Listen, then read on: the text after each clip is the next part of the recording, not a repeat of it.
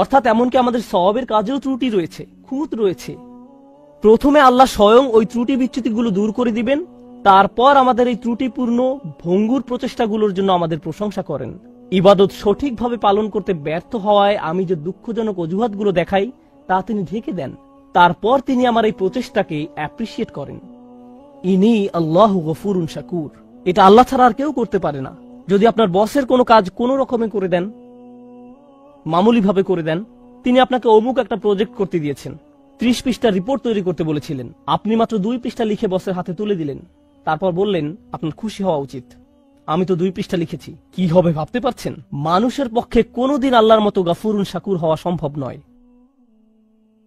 যদি প্রত্যাশার চেয়ে কম করেন, তাহলে যার জন্য কাজটি করেছেন তিনি আপনার প্রতি ক্রোধান্বিত হয়ে পড়বেন। কিন্তু আল্লাহ বলছেন, তুমি তো অন্তত চেষ্টা করেছো, আমি তোমার ত্রুটিগুলো ঢেকে দিচ্ছি।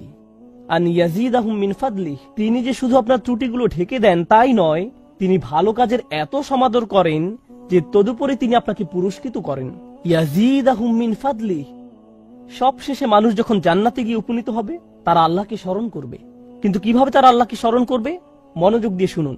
তারা আল্লাহর প্রতি কৃতজ্ঞতা প্রকাশ করবে তাদের দুঃখগুলো দূর করে দেওয়ার জন্য। তারা বলবে, আল্লাহ তার নাম পূর্ণ করেছেন। কোন নাম? আল্লাহ আমাদের সবগুলো ত্রুটি ঢেকে দিয়েছেন, আর তিনি আমাদের প্রচেষ্টাগুলো সমাদর করেছেন, এবং আমরা যা করেছি তার চেয়েও অনেক বেশি দিয়েছেন। তিনি বলেছিলেন এমনটি তিনি করবেন। আর শুধু এই কারণেই আজকে আমরা জান্নাতে, কারণ আমাদের কাজগুলো যথেষ্ট নয়, আমাদের প্রচেষ্টাগুলো যথেষ্ট নয়। তো মানুষ জান্নাতে প্রবেশ করার পর ব্যাপারটা আরো ভালোভাবে বুঝতে পারবে। শাকুরের সাথে সম্বন্ধযুক্ত আল্লাহর আরেকটি নাম হলো হালিম। এটাও আল্লাহর খুবই শক্তিশালী একটি নাম। হালিম এর অনেকগুলো অর্থ রয়েছে, একটি অর্থ তুলে ধরব। হালিম বলতে বোঝায় এমন কাউকে, আপনি যখন ভুল করেন, কয়েক মিনিট আগে আমি বলেছিলাম আমাদের ভালো কাজ জান্নাতে যাওয়ার জন্য যথেষ্ট নয়, আমরা এখন সেটা সম্পর্কে কথা বলছি না। আমরা এখন কথা বলছি আমার আর আপনার ভুল কিছু করা সম্পর্কে, কোনো পাপ করা সম্পর্কে, খারাপ কিছু করা সম্পর্কে। দুনিয়ার এই জীবনে আপনি যখন খারাপ কিছু করেন, কোনো পাপ কাজ করেন, যখন মিথ্যা বলেন, প্রতারণা করেন, যখন কাউকে কষ্ট দেন, অপমান করেন, এই জীবনে যখন এমন ধরনের কিছু করেন, তখন এত সব কিছুর পর তাদের জন্য আপনাকে ভালোবাসা কঠিন হয়ে পড়ে, খুবই কঠিন। মা আপনাকে জড়িয়ে ধরতে চায়, কিন্তু আপনি যদি আপনার মাকে ধমক দিয়ে কথা বলেন, চিৎকার চেঁচামেচি করেন, কোন কোন মানুষ এমনকি মারধরও করে, আল্লাহ তাদেরকে ক্ষমা করুন এবং তাদেরকে তওবা করার সুযোগ দান করুন। যদি কোনো সন্তান এমন কিছু করে, তাহলে মায়ের জন্য কি কঠিন হয়ে পড়ে? জড়িয়ে ধরা এবং বলা যে আমি তার পরেও তোমাকে ভালোবাসি। সন্তানের এই অন্যায়ের কারণে মুখে হাসি ফোটানো কঠিন হয়ে পড়ে। তিনি সহ্য করবেন, অন্তরে ব্যথা পাবেন, এবং সন্তানের জন্য ভালোবাসা তখন আর তার থাকবে না। হিলম শব্দের অর্থ হলো সেই ব্যক্তির জন্য আপনার ভালোবাসা এবং যত্ন আছে যে আপনার প্রতি অন্যায় আচরণ করেছে, তারপরেও আপনার হিলম রয়েছে, তারপরেও আপনার ভালোবাসা রয়েছে, যত্ন রয়েছে। এখন এটা নিয়ে চিন্তা করুন, আমরা সামান্য কিছু ভালো কাজ করি, যদিও তা পারফেক্ট হয় না, আগে এ সম্পর্কে বলেছি, কিন্তু আমরা অগণিত খারাপ কাজ করে যাই, ভুলে যাই, বলা উচিত হয়নি এমন কথা বলে ফেলি, তাকানো উচিত নয় এমন কিছুর দিকে তাকিয়ে ফেলি, এমন কাজ করি যা করা উচিত নয়, মানুষের বিরুদ্ধে অন্যায় করি, আল্লাহর বিরুদ্ধে অন্যায় করি। এমন কাজ করলে মানুষ কি করে? কেউ যদি জানে অমুক তার প্রতি অন্যায় করেছে, আপনি যদি জানেন অমুক ব্যক্তি আপনাকে অপমান করেছে, তখন সে যা কিছুই করুক না কেন তাতে কিছু আসে যায় না। আপনি তখন শুধু তার ব্যাপারে একটা জিনিসই মনে রাখেন, সেটা কি? ওই লোকটা আমাকে অপমান করেছে, আমি তার সাথে কথা বলতে চাই না। সে লোক হয়তো হজ করেছে, সে হয়তো দান খয়রাত করে, এতিমের দেখাশোনা করে, কোরআন মুখস্থ করে, সে হয়তো প্রতি রাতে তাহাজ্জুদ পড়ে, কিন্তু আপনি তার কোনো কিছুরই পরোয়া করেন না। সে আমাকে অপমান করেছে, আমি তাকে পছন্দ করি না, আমি তার সাথে কথাও বলতে চাই না, আমি জানি সে কেমন লোক। কেউ যদি আমাদের বিরুদ্ধে কোনো অন্যায় করে, আমরা মনে করি ওই লোক আর মানুষ না, সে তখন ওই একটা অপরাধে পরিণত হয়। সে ব্যক্তি মানে ওই অপরাধ, তাকে দেখলেই অপরাধটা চোখের সামনে ভেসে ওঠে। সে যা কিছু ভালো কাজ করেছে সব অদৃশ্য হয়ে যায়, এসবের আর কোনো অস্তিত্ব নেই। আল্লাহ আজ্জা ওয়া জাল্লা নিজেকে শাকুরুন হালিম হিসেবে উপস্থাপন করার মাধ্যমে বলছেন, তিনি আমাদের ক্ষুদ্রতম ভালো কাজেরও সমাদর করেন। তিনি আমাদের ভয়ানক অন্যায় কাজের কারণে আমাদের ভালো কাজগুলো মুছে দেন না, তিনি ডিলিট করে দেন না। তিনি ভালো কাজগুলো স্বীকার করেন, মুছে দেন না, কিন্তু মানুষ এই কাজ করে। এজন্য তিনি শাকুর এবং হালিম। আজকে আমাদের আলোচ্য বিষয় হবে সূরাটির বাকি অংশের দার্স শেষ করা। ফাসাল্লি লিরাব্বিকা ওয়ানহার ইন্না শানিআকা হুয়াল আবতার। কিন্তু আয়াতগুলোতে যাবার আগে কিছু বিষয় সম্পর্কে আমাদের পরিষ্কার ধারণা থাকা প্রয়োজন। প্রথমত, সাধারণভাবে বলতে গেলে বেশিরভাগ বর্ণনা মতে এই সূরা নাজিলের প্রেক্ষাপট হিসেবে অনেকগুলো ঘটনা রয়েছে, যা মোটামুটি একই রকম। এমন কোনো নিশ্চিত মতামত পাওয়া যায় না যে এই একটি ঘটনার প্রেক্ষিতে সূরাটি নাজিল হয়েছে, কিন্তু যেসব ঘটনার বর্ণনা পাওয়া যায় তার সবগুলো ঘটনা প্রায় সামঞ্জস্যপূর্ণ, এবং নিশ্চিতভাবেই সব ঘটনাতেই কাফিররা নবী আলাইহিস সালাতু ওয়াসসালামকে অপমান করার চেষ্টা করেছে। কিছু কিছু অবিশ্বাসী রাসূল সাল্লাল্লাহু আলাইহি ওয়াসাল্লামের কাছে এসে তাকে বিভিন্ন কটু কথা বলে যেত। আগের পর্বগুলোতে আমরা এরকম কিছু মন্তব্য সম্পর্কে জেনেছি। আজকে আমরা ইন্না শানিআকা হুয়াল আবতার আয়াতের ব্যাখ্যায় এগুলো সম্পর্কে বিস্তারিত জানব ইনশাআল্লাহ তাআলা। তবে আমরা এতটুকু বলতে পারি, এই সূরার প্রেক্ষাপট ছিল সম্পূর্ণ নেতিবাচক। এর প্রেক্ষাপটে যেসব ঘটনা ঘটেছে, নবী আলাইহিস সালাতু ওয়াসসালামের জীবনে এই ঘটনাগুলো মোটেও সুখকর ছিল না। কিন্তু আল্লাহ এই নেতিবাচক ঘটনাগুলোর উত্তরে এই সূরাটি শুরু করেছেন খুবই ইতিবাচকভাবে। ইন্না আতাইনাকা আল কাউসার। আল্লাহ আজ্জা ওয়া জাল্লা নবী সাল্লাল্লাহু আলাইহি সাল্লামকে আল কাউসার দান করার কথা বলেছেন, যা অত্যন্ত ইতিবাচক এবং যা কাফিরদের কথার সম্পূর্ণ বিপরীত। এতে আমরা রাসূল সাল্লাল্লাহু আলাইহি সাল্লামের সিরাত এবং দাওয়াতে দ্বীনের কাজ সম্পর্কে গুরুত্বপূর্ণ একটা শিক্ষা পাই। সেটা হলো, রাসূল সাল্লাল্লাহু আলাইহি সাল্লামের জীবনে খুবই বেদনাদায়ক এবং যন্ত্রণাদায়ক কিছু ঘটনা ঘটেছে, কিন্তু আল্লাহ চান তার প্রিয় নবী সাল্লাল্লাহু আলাইহি সাল্লাম ইতিবাচক দিকে ফোকাস করুন। আপনি বরং আল্লাহ আপনাকে যা দান করেছেন সেগুলোতে মনোযোগ দিন। আল কাউসারের দিকে ফোকাস করুন, যা আল্লাহ একান্তভাবে আপনাকে দিয়েছেন। এটাই এখানে প্রথম শিক্ষা। তাছাড়া এখানে আল্লাহর একটা অনুগ্রহ রয়েছে, তিনি নেতিবাচক কথা বলার আগে ইতিবাচক কথা দিয়ে সূরাটি শুরু করেছেন। তিনি ইতিবাচক কথা দিয়ে শুরু করেছেন, ইন্না আতাইনাকা আল কাউসার, তারপর ফাসাল্লি লিরাব্বিকা ওয়ানহার। এরপর তিনি নেতিবাচক কথা বলেছেন, ইন্না শানিআকা, অর্থাৎ আপনার শত্রু। শত্রুদের কথা একেবারে শেষে বলা হয়েছে। আবার এখানে নবী সাল্লাল্লাহু আলাইহি সাল্লামের প্রতি আল্লাহর অসীম ভালোবাসাও প্রকাশ পেয়েছে। যেমন নবী সাল্লাল্লাহু আলাইহি সাল্লামকে তারা যে কথাগুলো বলতো সেগুলো খুবই কষ্টদায়ক ছিল। তারা তার বিরুদ্ধে বিভিন্ন রকমের আপত্তিকর কথা বলতো। আপনারা জানেন, তারা তাকে পাগল বলতো। ওয়া ইয়াকুলুনা ইন্নাহু লামাজনুন, অর্থাৎ তারা বলে যে নিশ্চয়ই তিনি পাগল। ইয়াকুলুনা সাহির, তারা বলতো তিনি একজন জাদুকর। তারা তাকে মিথ্যাবাদী বলতো, সাহিরুন কাজ্জাব, অর্থাৎ একজন মিথ্যাবাদী জাদুকর। তো তারা তার বিরুদ্ধে এই ধরনের অভিযোগ করে তাকে কষ্ট দিত। কিন্তু তাদের যে কথার প্রেক্ষিতে এই সূরা নাজিল হয়েছে তা আরও অনেক বেশি কষ্টদায়ক ছিল। আগের পর্বগুলোতে সংক্ষেপে এই বিষয়ে আমরা জেনেছিলাম। এখন আমরা বিস্তারিত আলোচনা করব, কারণ এই পর্যায়ে বিষয়টি উল্লেখ করা গুরুত্বপূর্ণ। দেখুন, হাদিসে এসেছে রাসূল সাল্লাল্লাহু আলাইহি ওয়াসাল্লাম তার একজন সন্তান হারিয়েছেন, একজন পুত্র সন্তান। পরবর্তী হাদিসে আমরা তার নাম সম্পর্কে জানব। এখানে বিষয়টা ছিল তার সন্তান মারা গিয়েছে এবং চারিদিকে এই খবর ছড়িয়ে পড়েছে। আপনারা জানেন, সন্তান হারানো পিতামাতা কেমন কষ্টের ভিতর দিয়ে যান। লোকজন এসে আপনাকে সান্ত্বনা দেওয়ার চেষ্টা করে। তারা এমন কিছু কথা বলে, সমবেদনা জানায়, যা আপনাকে এই বিশাল কষ্ট সহ্য করতে কিছুটা হলেও সাহায্য করে। তাছাড়া আপনি যখন কাউকে এই কষ্টের মধ্যে যেতে দেখেন, সে যদি এমনকি আপনার শত্রুও হয়, আপনি হয়তো সেখানে গিয়ে সবার পেছনে দাঁড়িয়ে থাকবেন, কিছুই বলবেন না। কারণ যত যাই হোক, তারা তাদের সন্তান হারিয়েছে। এতটুকু মানবতা বোধ বা আন্তরিকতা সব মানুষের মধ্যে থাকে। কিন্তু যখন আবু জাহল এই সংবাদটা পেল, এবং সে কিন্তু নবী সাল্লাল্লাহু আলাইহি সাল্লামের চাচা ছিল, আপনি অন্তত আপনার পরিবারের কাছ থেকে এতটুকু আন্তরিকতা আশা করেন। যত বিরোধ সব না হয় একদিকে থাক, আর দিন শেষে তোমরা তার পরিবারেরই অংশ। কিন্তু না, তার মনে নবী সাল্লাল্লাহু আলাইহি সাল্লামের জন্য এত বেশি বিদ্বেষ ছিল যে সে চারদিকে দৌড়াতে দৌড়াতে উল্লাস করছিল, হাসতে হাসতে লোকজনকে বলছিল, বাতারা মুহাম্মাদুন, মুহাম্মাদের বংশ নিঃশেষ হয়ে গিয়েছে, তার নাম নেয়ার আর কেউ থাকবে না। অন্যভাবে বলতে গেলে, আপনার ছেলে সন্তানের মাধ্যমেই আপনার বংশধারা অব্যাহত থাকে। যেহেতু তিনি তার পুত্র সন্তান হারিয়েছেন এবং তার শুধু কন্যা সন্তানেরই অবশিষ্ট আছে, তাই ভবিষ্যতে তার নাম নেয়ার মতো আর কেউ থাকবে না।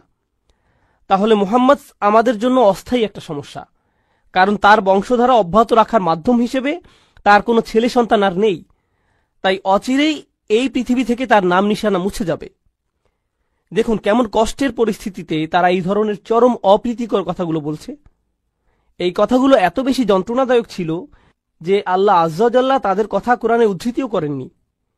তিনি এভাবে বলেননি, ইয়াকুলুনা হুয়া আবতার, অথবা হুয়া আবতার। তিনি বলেননি যে তারা বলে তার বংশ নিঃশেষ হয়ে গেছে। তিনি নবী সাল্লাল্লাহু আলাইহি সাল্লামের সামনে তাদের সেই যন্ত্রণাদায়ক কথার উদ্ধৃত করে তাকে আঘাত দিতে চাননি। তিনি বিভিন্ন সূরায় তাদের বিভিন্ন কথা উদ্ধৃত করেছেন, যেমন তারা বলেছিল তিনি পাগল, তিনি একজন জাদুকর এবং তিনি একজন মিথ্যাবাদী। কিন্তু এই ক্ষেত্রে তিনি তাদের কথাগুলোকে উদ্ধৃত করেননি। তিনি সরাসরি তাকে সান্ত্বনা দিয়েছেন, ইন্না শানিআকা হুয়াল আবতার, আপনার শত্রুরাই নির্বংশ, নিশ্চিহ্ন হবে। তাহলে আল্লাহ আজ্জা ওয়া জাল্লা এখানে কাফিরদের কথাটা হুবহু উদ্ধৃত করেননি। এটা নিঃসন্দেহে নবী সাল্লাল্লাহু আলাইহি সাল্লামের প্রতি আল্লাহর অসীম ভালোবাসার বহিঃপ্রকাশ। পরিশেষে আমরা এই সূরায় আরও একটা অসাধারণ শিক্ষা পাই। এখানে আল্লাহ কেবল নবী সাল্লাল্লাহু আলাইহি সাল্লামের মনোযোগ অন্যদিকে আকৃষ্ট করেননি। রাসূল সাল্লাল্লাহু আলাইহি সাল্লাম তার সন্তান হারিয়েছেন। যখন কেউ এভাবে সন্তান হারায়, তার কাছে আর কোনো কিছুই ভালো লাগে না। এটা যে কোনো মানুষের ক্ষেত্রে হতে পারে, সব মানুষের ক্ষেত্রে এমনটা হয়। কেউ যখন তার সন্তান হারায়, তখন তার বাড়ি, ব্যাংক ব্যালেন্স অথবা অন্য যে কোনো কিছুর কথা মাথায় আসে না। মনের মধ্যে শুধু সন্তান হারানোর তীব্র ব্যথাই অনুভূত হয়। মা বাবার কাছে তাদের সন্তানেরা শ্রেষ্ঠ সম্পদ, তাই না? নবী সাল্লাল্লাহু আলাইহি সাল্লামের এমন কষ্টের মুহূর্তে আল্লাহ আজ্জা ওয়া জাল্লা প্রথমে তাকে সমবেদনা জানাচ্ছেন, ইন্না আ'তাইনাকা আল কাউসার। তিনি তার সন্তান হারিয়েছেন, আর আল্লাহ তাকে বলছেন, আপনি সীমাহীন কল্যাণপ্রাপ্ত হয়েছেন, আপনি প্রাচুর্য লাভ করেছেন। আগের পর্বগুলোতে আমরা লিস্ট আকারে এগুলো সম্পর্কে জেনেছি, কিন্তু এরপরেও কিভাবে এই যন্ত্রণাদায়ক পরিস্থিতি মোকাবেলা করা যায়, কাফিরদের কথার যথাযথ জবাব দেওয়ার পাশাপাশি এই সূরায় আমাদের শেখানো হচ্ছে কিভাবে আমরা, বিশেষ করে পরিবারের কাউকে হারানোর তীব্র যন্ত্রণা, অসহ্য মানসিক কষ্ট, হতাশা, এগুলো থেকে মুক্তি পেতে পারি। প্রথমত, আল্লাহ আপনাকে যা যা নিয়ামত দান করেছেন সেগুলোতে মনোযোগ দিন। এরপর ফাসল্লি লিরব্বিকা ওয়ানহার, নবী সাল্লাল্লাহু আলাইহি সাল্লামকে আল্লাহ বলছেন সালাত আদায় করুন। আল্লাহ বলছেন দুঃখ, কষ্ট, যন্ত্রণা থেকে মুক্তির উপায় হলো সালাত আদায় করা। সুবহানাল্লাহ। জানেন, এখানে সালাত আদায়ের দুইটা দিক আছে। প্রথমত, শেষ আয়াতের সাথে সালাতের সম্পর্ক আছে, আবার প্রথম আয়াতের সাথেও সালাতের সম্পর্ক আছে। তাহলে মাঝখানের আয়াত ফাসল্লি লিরব্বিক হলো এই সূরার মূল আয়াত। প্রথম আয়াতে আল্লাহ নবী সাল্লাল্লাহু আলাইহি সাল্লামকে যা দান করেছেন সেই সম্পর্কে বলা হয়েছে। আর কোনো উপহার পেলে আপনার কি করা উচিত? আপনার কৃতজ্ঞতা প্রকাশ করা উচিত, এবং কৃতজ্ঞতা প্রকাশের শ্রেষ্ঠ মাধ্যম হল সালাত আদায় করা। তাহলে প্রথম আয়াতের প্রতিক্রিয়া হল ফাসল্লি লিরব্বিক।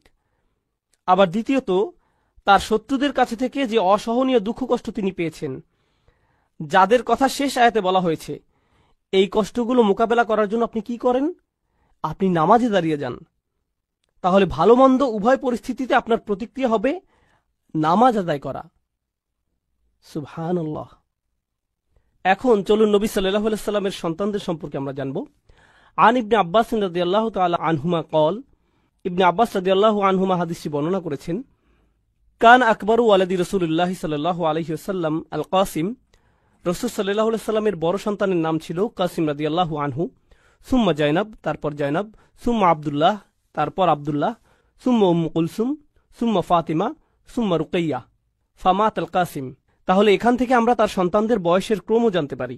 তো প্রথম সন্তান ছিলেন কাসিম, তারপর জাইনাব, তারপর আব্দুল্লাহ, তারপর উম্মে কুলসুম, তারপর ফাতিমা, তারপর রুকাইয়া। মাক্কি যুগের শেষের দিকে কাসিম রাদিয়াল্লাহু আনহু ইন্তেকাল করেন। এরপর মাদানী যুগে আব্দুল্লাহ মারা যান। কারো কারো মতে সূরাটি কাসিম রাদিয়াল্লাহু তাআলা আনহুর মৃত্যুর প্রেক্ষাপটে নাজিল হয়, আবার অন্যদের মতে আব্দুল্লাহ রাদিয়াল্লাহু তাআলা আনহুর মৃত্যুর পরে এটি নাজিল হয়।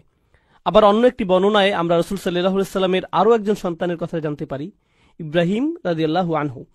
তাহলে তার কোন সন্তানের মৃত্যুর প্রেক্ষিতে সূরাটি নাজিল হয়েছে, এই ব্যাপারে বিভিন্ন মতামত পাওয়া যায়। আবার আবু আইয়ুব রাদিয়াল্লাহু আনহু বর্ণনা করেছেন, লাম্মা মাতা ইব্রাহিম বিন রাসূলিল্লাহি সাল্লাল্লাহু আলাইহি সাল্লাম মাশাল মুশরিকুনা বা'দুহুম ইলা বা'দ ফাকালু, অর্থাৎ যখন রাসূল সাল্লাল্লাহু আলাইহি সাল্লামের ছেলে ইব্রাহিম রাদিয়াল্লাহু তাআলা আনহু ইন্তেকাল করলেন, মুশরিকরা একে অন্যের কাছে দৌড়ে দৌড়ে যেতে লাগলো এবং বলল, ইন্না হাযা সাবি কদ বাতারাল লাইল। সাবি মানে যার আর কোনো সন্তান হবে না, যার কোনো ছেলে সন্তান নেই, কোনো পরবর্তী বংশধর নেই, আজ রাতে তার বংশধারা নিঃশেষ হয়ে গেছে।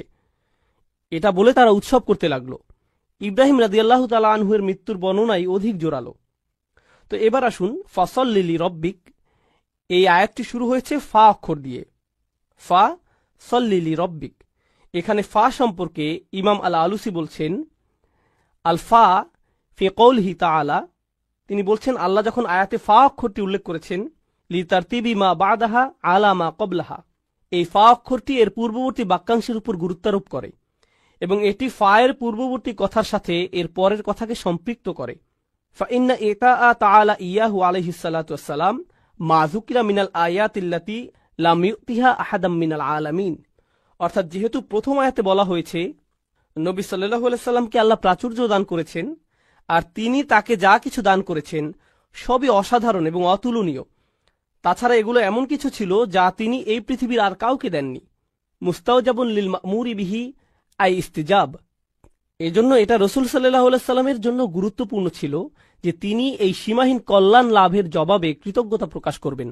এই অসীম নিয়ামতের জন্য সারা দিয়ে কৃতজ্ঞতা প্রকাশ করা খুবই জরুরি। আইফা দুম আলা সালাতি লিরব্বিক, অর্থাৎ রাসূল সাল্লাল্লাহু আলাইহি সাল্লামকে বলা হচ্ছে যেহেতু আপনার প্রতি অসীম অনুগ্রহ করা হয়েছে তাই আপনি নামাজে অবিচল থাকুন। দুম আলা সালাত, আল্লাহর জন্য আপনি সালাতে অবিচল থাকুন। এগুলো ইমাম আল আলুসির মন্তব্য। আপনাদের আবার একটু মনে করিয়ে দিতে চাই, এর আগের সূরা থেকে আমরা জেনেছি তারা যখন নামাজ পড়ত তারা উদাসীন থাকত, নামাজের প্রতি তারা যত্নবান ছিল না। তাছাড়া যখনই তারা নামাজ পড়ত লোক দেখানোর জন্য নামাজ পড়ত। আর এই সূরায় ঠিক এর বিপরীত বলা হচ্ছে, তোমরা কেবল তোমাদের রবের জন্য সালাত আদায় করো, ফাসল্লি লিরব্বিক। তিনি শুধু ফাসল্লি বলেননি, যদিও এর মাধ্যমে আদেশটি পরিপূর্ণ বোঝা যাচ্ছে, যেমন তিনি অন্য আয়াতে বলছেন আকিমিস সালাত, শুধু আকিমিস সালাত, কিন্তু এখানে বলছেন ফাসল্লি লিরব্বিক, আপনার রবের জন্য সালাত আদায় করুন, আপনার রবের জন্য। এর মাধ্যমে নামাজ আদায়ের উদ্দেশ্য স্পষ্ট করে বলা হচ্ছে। এখন সল্লি ফাইন্না সালাতা জামিআতু লিজামিহি আকসামুশ শুকুর, এটা খুবই গুরুত্বপূর্ণ। আল্লাহ সালাতের কথা বলেছেন, শুকরের কথা বলেননি। তিনি বলেননি ওয়াশুকর রাব্বাক, তোমার রবের কৃতজ্ঞতা প্রকাশ করো, তাই না? যখন কোনো অনুগ্রহ করা হয় তখন এর জন্য কৃতজ্ঞতা প্রকাশ করা উচিত। তাহলে আমরা বুঝতে পারলাম সালাত হলো জামিআতু লিজামিহি আকসামুশ শুকুর, অর্থাৎ আল্লাহর প্রতি কৃতজ্ঞতা প্রকাশের পরিপূর্ণ, সর্বোৎকৃষ্ট এবং সর্বশ্রেষ্ঠ উপায় হলো আল্লাহর জন্য সালাত আদায় করা। এজন্যই আমরা রাসূল সাল্লাল্লাহু আলাইহি সাল্লামের জীবনে দেখেছি যখন ভালো কিছু ঘটত বা কোনো ভালো খবর আসতো তিনি কি করতেন? তিনি সাথে সাথে 2 রাকাত নামাজ পড়তেন। এভাবেই তিনি আল্লাহর কৃতজ্ঞতা প্রকাশ করতেন এবং এটা আমরা আমাদের নিজেদের জীবনেও প্রয়োগ করতে পারি। যখন কোনো ভালো কিছু আমাদের জীবনে আসে, আমরা কোনো সুসংবাদ পাই, সাথে সাথে আমাদের উচিত সর্বোৎকৃষ্ট উপায়ে তার কৃতজ্ঞতা প্রকাশ করা, আল্লাহর জন্য সালাত আদায় করা। এই আলোচনাটি হলো ৬২তম সূরা, সূরা জুমার প্রথম অংশ নিয়ে। আমার অধ্যয়নের সময় যখন আমি এই কয়েকটি আয়াত অধ্যয়ন করেছি, এগুলো আমাকে বিশেষভাবে প্রভাবিত করেছিল, কারণ আমার মনে হয়েছিল যেন এই আয়াতগুলো কোরআনের পথে এবং ইসলামের পথে আমার নিজের যাত্রারই সারসংক্ষেপ। আমি যেভাবে নিজের ভিতর পরিবর্তন অনুভব করেছি আর যেভাবে আমার জীবনের বাহ্যিক দিকের পরিবর্তন এসেছে, সেটা ছিল একটা প্রক্রিয়ার অংশ। আর পরিবর্তনের সেই প্রক্রিয়াটি আসলে খুব চমৎকারভাবে বর্ণিত হয়েছে সূরা জুমার এই শুরুর আয়াতগুলোতে। আর আপনাদের সাথে এটা শেয়ার করাই আজকে আমার উদ্দেশ্য। আমি শুধুমাত্র লেকচার দিয়ে যেতে আগ্রহী নই। তো এখন আমি আপনাদের সাথে আলোচনা কয়েকটি বিষয় নিয়ে শুরু করব, আর আশা করছি ইনশাআল্লাহ আপনারা আমার সাথেই থাকবেন এবং বিষয়গুলো বুঝতে পারবেন পর্যায়ক্রমে, সুশৃঙ্খলভাবে। আমি বিষয়গুলোকে আজকে সুশৃঙ্খলভাবে উপস্থাপন করতে চাই যাতে আপনারা বিষয়গুলো সহজেই মনে রাখতে পারেন, যা আপনারা এত ভালোভাবে অনুধাবন করবেন যে তখন আপনারা নিজের ভাষায় তা অন্যদেরকে বোঝাতে পারবেন ইনশাআল্লাহ। আমাদের রাসূল সাল্লাল্লাহু আলাইহি সাল্লামকে সর্বশ্রেষ্ঠ মিশন দিয়ে পাঠানো হয়েছে, যা কোনো মানুষকে কখনো দেয়া হয়নি। আর দ্বিতীয় আয়াতে সেই সম্পূর্ণ মিশনটির সারসংক্ষেপ করা হয়েছে 4টি কাজের মাধ্যমে। এগুলো হলো সেই 4টি কাজ যা রাসূল সাল্লাল্লাহু আলাইহি সাল্লামকে করতে হয়েছিল, যে পরিবর্তন তিনি এনেছিলেন তার জন্য। আর এই আলোচনার শেষে সর্বশেষ যে আলোচনা আপনাদের সাথে করব তা হলো আমার এবং আপনার পরিবর্তনের ক্ষেত্রে আলোচিত এই সকল শিক্ষার ভূমিকা, নিজেকে পরিবর্তনের জন্য কোরআনে বর্ণিত এই 4টি পদক্ষেপ, যার আলোকে আমি আজকের আলোচনার নামকরণ করেছি। মূলত তাই থাকবে শেষের দিকে। কোরআন থেকে এই শিক্ষাগুলো আমরা শিখব এবং শেষে তা থেকে নির্যাস বের করে আমাদের নিজেদের জীবনে প্রয়োগ করব। তো আসুন শুরু করি সেই ভূমিকা দিয়ে। তো আসুন প্রথম আয়াতটি দিয়ে শুরু করা যাক। বিসমিল্লাহির রহমানির রহিম। ইউসাব্বিহু লিল্লাহি মা ফিস সামাওয়াতি ওয়া মা ফিল আরদিল মালিকিল কুদ্দুসিল আজিজিল হাকিম। আমি আপনাদের জন্য সরল অনুবাদ করছি। আকাশ এবং পৃথিবীর সবকিছু আল্লাহর পারফেকশন ঘোষণা করছে এবং তারা এটা করে যাবে। তিনি রাজা, পবিত্র, কর্তৃত্বের অধিকারী, বিজ্ঞ। এটা সরল অনুবাদ, যার মধ্যে আমি মনোযোগ দিব আল্লাহর এই 4টি নামের উপর। তারপর আমরা এগুলো নিয়ে কিছুটা বিস্তারিত আলোচনা করব। আরও একবার সরল অনুবাদ করি। আকাশের সবকিছু এবং পৃথিবীর সবকিছু ঘোষণা করে এবং ঘোষণা করতে থাকবে আল্লাহর পারফেকশন, যিনি রাজা, পবিত্র, কর্তৃত্বের অধিকারী, বিজ্ঞ। রাজা, পবিত্র, কর্তৃত্বের অধিকারী, বিজ্ঞ। তো আসুন এখন এই নামগুলোর প্রত্যেকটি নিয়ে কিছুটা আলোচনা করা যাক। আর আমি যেটা দিয়ে শুরু করতে চাই, এই বিষয়ে ইমাম ফখরুদ্দিন আল রাজির একটা পর্যবেক্ষণ দিয়ে, যিনি আল্লাহর এই 4টি নাম নিয়ে একসাথে চিন্তা করেছেন। আর তার মতে যে জিনিসটা এই 4টি নামকে একসাথে যুক্ত করেছে তা হলো প্রত্যেকটি নামই এর নিজস্ব ভঙ্গিতে আপনাকে আল্লাহর আরও কাছে নিয়ে যাবে। প্রত্যেকটি নামই আপনাকে আল্লাহর প্রতি আকৃষ্ট করে এবং আপনাকে আল্লাহর সান্নিধ্যে রেখে দেয়। ফখরুদ্দিন আল রাজি এটা বর্ণনা করেছেন। আমি তার ব্যাখ্যা থেকে কিছু উদ্ধৃতি উল্লেখ করছি। আল্লাহর গুণবাচক নাম রাজা বিষয়ে আমি তার ব্যাখ্যা দিয়ে শুরু করছি। أن العظيم لا ينصرف عن مجلس من كان عنده إلا عند انفضاض مجلسه أو إذانه بانصرافهم। যখন আপনি মহিমান্বিত কারো সান্নিধ্যে থাকেন, এই ক্ষেত্রে একজন রাজার সান্নিধ্য, এটা অশোভনীয় যে আপনি সেখান থেকে হঠাৎ করে বের হয়ে আসবেন। আপনাকে রাজকীয় সান্নিধ্যের সম্মান দেওয়া হয়েছে। আপনি আমন্ত্রিত হয়েছেন কোনো প্রাসাদে। তখন আপনি কোনো রেস্টুরেন্ট বা ট্রেন স্টেশন অথবা সিনেমা হলে বসে নেই যে আপনি উঠে চলে আসলেন। যেহেতু আপনি একজন রাজার সান্নিধ্যে রয়েছেন, আপনাকে যথাযথ শিষ্টাচার এবং নিয়মকানুন মেনে চলতে হবে। আমার নিজের এই বিষয়ে কিছুটা অভিজ্ঞতা আছে। আমার সুযোগ হয়েছে কয়েকজন প্রেসিডেন্ট এবং কয়েকটি দেশের রাজপরিবারের সদস্যদের সাথে সাক্ষাৎ করার। আপনি তাদের সাথে সাক্ষাৎ করার আগে সবসময় একটা প্রোটোকল টিম থাকে। তারা বলে দেয় এভাবে আপনি প্রেসিডেন্টের সাথে দেখা করবেন, এভাবে আপনি রাজাকে সম্ভাষণ জানাবেন, এখানে আপনি বসবেন, প্রথমে এটা করবেন, তারপর সেটা করবেন। কথোপকথনের মাঝখানে আপনি ফোন হাতে নিয়ে এভাবে কথা বলতে পারবেন না। এক্সকিউজ মি, রাজা, আমাকে একটা ফোন রিসিভ করতে হবে। না, এটা সম্ভব না। আল রাজি যা বোঝাতে চাচ্ছেন তা হলো আপনি হতবাক হয়ে যান এই ভেবে যে আপনি আল্লাহর রাজকীয় সান্নিধ্যে আছেন এবং আপনি সেই মহিমান্বিত সান্নিধ্য থেকে দূরে চলে আসতে বিব্রত এবং লজ্জিত বোধ করবেন। আপনি এতটা সম্মানিত বোধ করছেন যে সেখানে আপনি পৌঁছাতে পেরেছেন। কেন আপনি চাইবেন সেই নৈকট্য ছেড়ে আসতে? আপনার মন চাইবে না সেই নৈকট্য ত্যাগ করতে। তো আল্লাহর এই প্রথম নামটি আপনাকে সেই রাজকীয় নৈকট্যের প্রতি আকৃষ্ট করে এবং সেখানে থাকতে অনুপ্রাণিত করে। আল্লাহর দ্বিতীয় নামটি আল কুদ্দুস, যার সরল অনুবাদ আমি করেছি পবিত্র। আল রাজি এ বিষয়ে বলছেন, আল মুনাজ্জাহু আনিন নুকস ওয়া হুয়া ইউরগাবু ফি হাদরাতিহি। এটা বোঝায় এমন ব্যক্তিকে যিনি সকল ত্রুটি থেকে মুক্ত। আর যেহেতু সেই ব্যক্তি ত্রুটি থেকে মুক্ত, সে হয় পরিশুদ্ধ, খাঁটি চরিত্রের অধিকারী। সবাই এই ধরনের সত্তার সান্নিধ্য কামনা করে।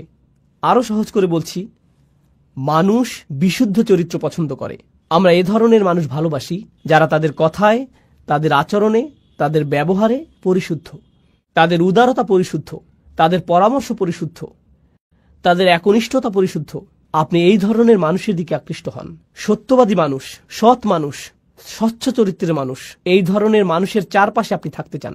মানবজাতি স্বভাবগতভাবেই সত্যবাদিতা, পরিচ্ছন্নতা এবং বিশুদ্ধ চরিত্রের দিকে আকৃষ্ট হয়। বাহ্যিক দিক থেকেও আপনি যদি কোনো দূষিত এলাকায় বসবাস করেন যেখানে রয়েছে ধুলাবালি এবং এ জাতীয় জিনিস, মানুষ সেটা থেকে কোথায় চলে আসতে চায়? প্রাকৃতিক পরিবেশে, যেখানে তারা তাজা হাওয়ার শ্বাস নিতে পারবে, যেখানে তারা বিশুদ্ধ পানি পান করতে পারবে। বিশুদ্ধতা এমন একটা বিষয় যা মানুষকে যেমন আকৃষ্ট করে মানসিক দৃষ্টিকোণ থেকে, শারীরিক দিক থেকেও আমরা বিশুদ্ধতা এবং পরিচ্ছন্নতার প্রতি আকৃষ্ট হই। আমরা ময়লা, অপরিচ্ছন্নতা থেকে দূরে থাকতে চাই। এটা মানব প্রবৃত্তি যা আল্লাহ আমাদের মধ্যে দিয়েছেন। তো আপনি যখন আল্লাহর পরিচয় পান চূড়ান্ত পবিত্র পরিশুদ্ধ সত্তা হিসেবে, তার সান্নিধ্য আপনাকে পরিশুদ্ধ করতে থাকে। তখন আপনি আপনার ভিতরে পরিবর্তন লক্ষ্য করেন। আর এই অবস্থায় আপনি সেই সান্নিধ্য ত্যাগ করতে চান না। তো এই পর্যন্ত বলেছি আল্লাহর 2টি নাম। দ্রুত রিভিশন দিচ্ছি। রাজা, এটি ছিল প্রথম নাম, এবং পবিত্র, এটি ছিল দ্বিতীয় নাম। আল্লাহর তৃতীয় নামটি হল কর্তৃত্বের অধিকারী, আল আজিজ। ইয়াতাজ্জুল মুলতাফুন হাওলাহু ফামুফারাকাতুহুম হাদরাতাহু তাফরিতুন ফিল ইজ্জা। আমি নামগুলোকে সহজ রাখার চেষ্টা করছি যাতে আপনারা শব্দগুলো মনে রাখতে পারেন। নামগুলো হলো রাজা, পবিত্র, কর্তৃত্বের অধিকারী, বিজ্ঞ। এখন আমরা কর্তৃত্বের অধিকারী নামটিতে আছি। তো আসুন আরবি ভাষা অনুযায়ী আল আজিজ শব্দটি নিয়ে কিছুটা আলোচনা করি। এর মধ্যে আসলে 2টি অর্থ অন্তর্ভুক্ত। এর একটি অর্থ হলো কর্তৃত্ব, যা আমি ইতিমধ্যে অনুবাদ করেছি, কিন্তু এর অর্থের মধ্যে সম্মান এবং মর্যাদা অন্তর্ভুক্ত। আর আপনি যদি এই 2টি অর্থকে মিলিত করেন, তখন আল আজিজ যে ধারণাটি প্রদান করে তা হলো এমন কর্তৃত্ব যিনি সম্মানেরও যোগ্য। এটা গুরুত্বপূর্ণ একটা স্বতন্ত্র বৈশিষ্ট্য, কারণ এমন মানুষ আছে যাদের কর্তৃত্ব আছে কিন্তু তাদের কোনো সম্মান নেই। এমন এলাকা আছে যেখানে পুলিশের যথেষ্ট কর্তৃত্ব আছে কিন্তু এলাকার মানুষ তাদেরকে সম্মান করে না। এমন মানুষ থাকতে পারে যার সম্মান আছে, একজন শিক্ষক, কিন্তু তার কোনো কর্তৃত্ব নেই, এরকমও ঘটতে পারে। কিন্তু আল আজিজ হলেন এমন সত্তা যার কর্তৃত্ব আছে এবং তিনি একই সাথে সম্মানিত। আল রাজি বলেছেন কেন এই নামটি আকর্ষণকারী? তার মতে এই সবগুলো নামই কোনো না কোনোভাবে আকর্ষণ সৃষ্টিকারী, তাই না? এগুলো আপনাকে আল্লাহর নিকটবর্তী করে। তিনি বলেন এই গুণটিও রাজার মতো। একজন সম্মানিত এবং কর্তৃত্বের অধিকারী ব্যক্তি আপনাকে আমন্ত্রণ জানিয়েছেন, তার নৈকট্য লাভ করেছেন। আপনি সেই নৈকট্য ছেড়ে আসলে তিনি অসম্মানিত হবেন না, বরং আপনি নিজে অসম্মানিত হবেন। আপনি সেই সম্মান থেকে বঞ্চিত হবেন। আপনি আমন্ত্রণ পেয়েছেন সম্মানিত কোনো ব্যক্তির পক্ষ থেকে, আপনি আমন্ত্রণ পেয়েছেন কর্তৃত্বের অধিকারী কোনো ব্যক্তির কাছ থেকে। তো আপনার তার প্রতি আনুগত্য প্রদর্শন করা, সেখানে গিয়ে অবস্থান করার অর্থ হলো আপনার নিজেকে সম্মানিত করা। তো মানুষ আসলে সম্মানিত হতে পারে আল আজিজের সান্নিধ্য পাওয়ার মাধ্যমে।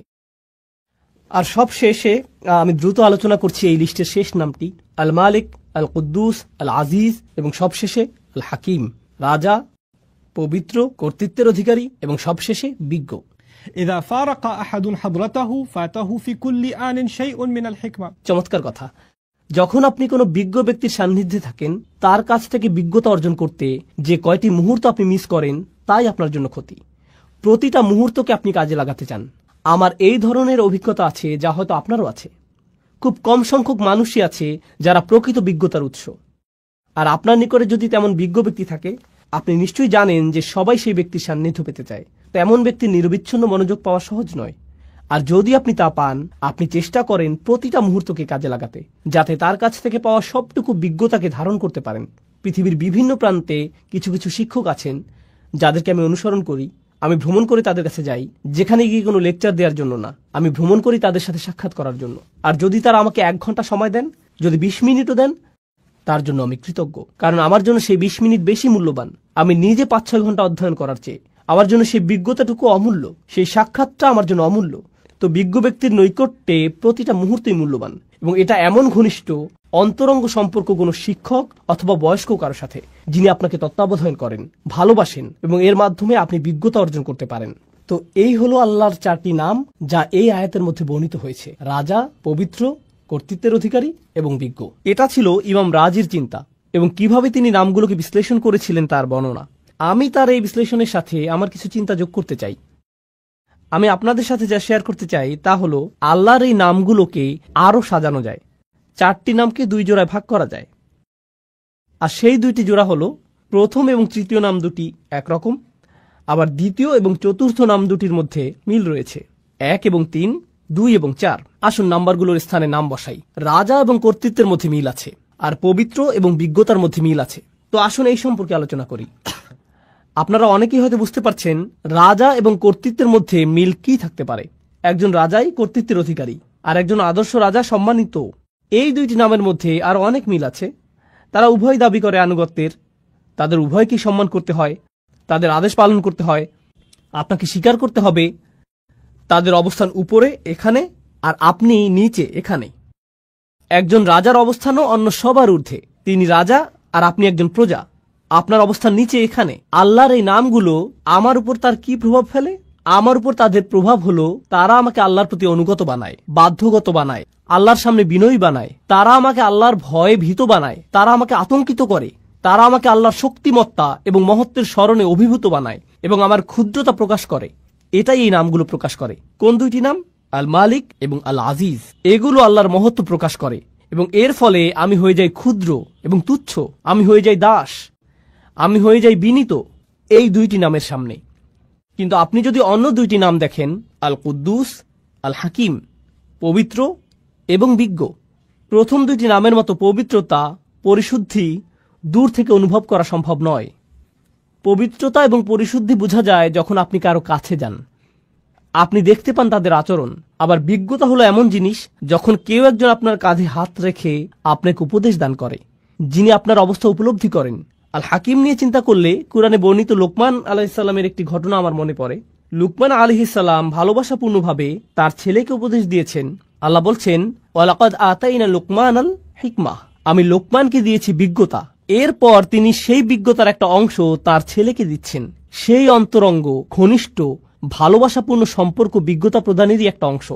আপনি দূর থেকে বিজ্ঞতা অর্জন করতে পারবেন না, আপনাকে কারো সাথে সম্পর্ক তৈরি করতে হবে যাতে তিনি আপনার অবস্থার সাথে সম্পর্কিত উপদেশ প্রদান করতে পারেন। অন্য নামটি আল কুদ্দুস, পরিশুদ্ধ সঙ্গ, পবিত্র সঙ্গ, এমন সঙ্গ যার উপস্থিতিতে আপনি ভালো অনুভব করেন, আপনি প্রশান্তি অনুভব করেন। আমার কাছে আল কুদ্দুস এবং আল হাকিমকে এভাবেও সম্পর্কিত মনে হয়, যখন আপনি পরিশুদ্ধ কারো সান্নিধ্যে থাকেন তখন আপনার হৃদয় পরিশুদ্ধ হতে শুরু করে, আর আপনি যখন বিজ্ঞ কোনো ব্যক্তির সান্নিধ্যে থাকেন তখন তার বিজ্ঞতা দ্বারা আপনার মন পরিশুদ্ধ হতে শুরু করে। তো হৃদয় এবং মন পবিত্র হয় আল কুদ্দুস এবং আল হাকিম দ্বারা। তো দুইটি নাম হলো দূরত্ব সূচক, রাজকীয়, মহিমান্বিত, এমনকি ভয় সৃষ্টিকারী। আর অন্য দুইটি নাম নৈকট্য সূচক, বন্ধুত্বপূর্ণ, তারা আপনাকে কাছে টানে। এটা থেকে মনে হয় যেন এই নামগুলো বোঝায় দূরে কাছে, বারে বারে দূরে রাখা এবং কাছে টানার প্রক্রিয়া চলছে। আমার এবং আল্লাহর মধ্যে সম্পর্কের ক্ষেত্রে এই নামগুলোর যে বিপরীতধর্মী প্রতিক্রিয়া তা আসলে খুবই চমৎকারভাবে কোরআনে বর্ণিত হয়েছে। আর আল্লাহর সাথে আমার সম্পর্কের ক্ষেত্রে এই উভয় অবস্থাই দরকারি। প্রথমে আমি আপনাদেরকে এর একটা উদাহরণ দিতে চাই। এক্ষেত্রে আমার প্রিয় উদাহরণটি হল মূসা আলাইহিস সালামের উদাহরণ। যখন তিনি আগুন দেখতে পেলেন, তিনি ছিলেন তার পরিবারের সাথে, আর তখন তিনি পাহাড়ের উপর আগুন দেখতে পেলেন। তিনি তার পরিবারকে বললেন, তোমরা এখানে থাকো, আমি আগুন দেখতে পেয়েছি, সম্ভবত আমরা সেখান থেকে পথ চলার নির্দেশনা পাব। তিনি বুঝতেই পারেননি যে উপরে গিয়ে তিনি আল্লাহর সাথে কথা বলবেন। যখন তিনি সেখানে গেলেন তখন প্রথম অনুভূতি কি ছিল? আল্লাহ বলেছেন, ইয়া মূসা ইন্নী আনা রব্বুক ফাখলা'ন আলাইক। মূসা, নিঃসন্দেহে আমি তোমার প্রভু, অতএব জুতা খুলে প্রবেশ করো। ইন্নাকা বিল ওয়াদিল মুকাদ্দাসি তুয়া, নিঃসন্দেহে তুমি পবিত্র তুয়া উপত্যকায় আছো। তিনি ভয় পেয়ে গেলেন। আল্লাহ মূসা আলাইহিস সালামের উপর তার প্রভুত্বকে প্রতিষ্ঠিত করলেন। তিনি একজন দাস মাত্র, জুতা খুলে ফেলো, যথাযথ সম্মান প্রদর্শন করো। এটা একটা ভয় সৃষ্টিকারী সম্পর্ক। পরেই আল্লাহ কি বললেন? ওয়া আনা উখতারতুকা ফাসতামি' লিমা ইউহা, এবং আমি তোমাকে মনোনীত করেছি, আমি তোমাকে বাছাই করে নিয়েছি, তোমার উপরে যা নাজিল করা হচ্ছে তা মনোযোগ দিয়ে শোনো। অর্থাৎ আল্লাহ বলছেন, আমি তোমার মধ্যে সম্ভাবনা দেখেছি, এজন্যই তোমাকে মনোনীত করেছি। এখন তিনি মূসা আলাইহিস সালামকে স্বাভাবিক করতে চাইছেন। ইন্নানি আনাল্লাহ লা ইলাহা ইল্লা আনা ফা'বুদনি, নিঃসন্দেহে আমি আল্লাহ, আমি ছাড়া ইবাদতের যোগ্য আর কেউ নেই, আমার দাসত্ব করো। এটা আবারও প্রভুত্ব এবং দাসত্ব, ভয় সৃষ্টিকারী সম্পর্ক। আর এর ঠিক পরেই নৈকট্য সূচক সম্পর্ক। ওয়াকিমিস সালাতা লিযিকরি, নামাজ কায়েম করো যাতে আমাকে স্মরণ করতে পারো। আল্লাহর স্মরণ অবশ্যই হৃদয়ের সাথে সম্পর্কিত এবং আল্লাহর সাথে নৈকট্য প্রকাশকারী বিষয়। এরপরেই তিনি আবারও তাকে ভয় দেখাচ্ছেন এবং বলছেন, ইন্নাস সাআতা আতিয়াতুন আকাদু উখফিহা লিতুজজা কুল্লু নাফসিন বিমা তাসআ ফালা ইয়াসুদ্দান্নাকা আনহা মান লা ইউমিন বিহা ওয়াত্তাবা হাওয়াহু ফাতারদা। কিয়ামত নিকটবর্তী, আমি এটাকে প্রায় সম্পূর্ণ গোপন রেখেছি যাতে প্রত্যেক ব্যক্তি তার প্রচেষ্টা অনুযায়ী প্রতিদান পেতে পারে। যারা কিয়ামতে বিশ্বাস করে না এবং নিজের প্রবৃত্তির অনুসরণ করে, তাদেরকে সেই সুযোগ দিও না যাতে তোমাকে বিভ্রান্ত করতে পারে, তাহলে তুমি পাহাড় থেকে নিচে পড়ে যাবে। আক্ষরিকভাবে তিনি বলেছেন ফাতারদা, কারণ মূসা আলাইহিস সালাম পাহাড়ের উপরেই দাঁড়িয়েছিলেন। তো তিনি বললেন, তারা রূপক অর্থে পাহাড় থেকে পড়বে, ব্যতিক্রম কিছু করলে তুমি আসলেই পড়ে যাবে। যখন মূসা আলাইহিস সালাম কিয়ামত দিবস সম্পর্কে শঙ্কিত হয়ে পড়লেন, তখন তিনি বললেন, ওমা তিলকা বিয়ামিনিকা ইয়া মূসা, তোমার ডান হাতে ওটা কি মূসা? আবারও বন্ধুত্বপূর্ণ সংলাপ যা তাকে নিকটে আনছে। এ ধরনের উদাহরণ সমগ্র কোরআন জুড়ে রয়েছে। এখন এটা জানা গুরুত্বপূর্ণ যে কেন এ ধরনের সংলাপ, কেন কিছু নাম আমাদেরকে আতঙ্কিত করছে, ভীত করছে, আল্লাহর কর্তৃত্ব প্রতিষ্ঠা করছে, আর অন্য নামগুলো কেন তাকে বন্ধুত্বে পরিণত করছে, ঘনিষ্ঠ সহযোগী বানিয়ে দিচ্ছে। এই দুইটি জিনিস একসাথে যায় না।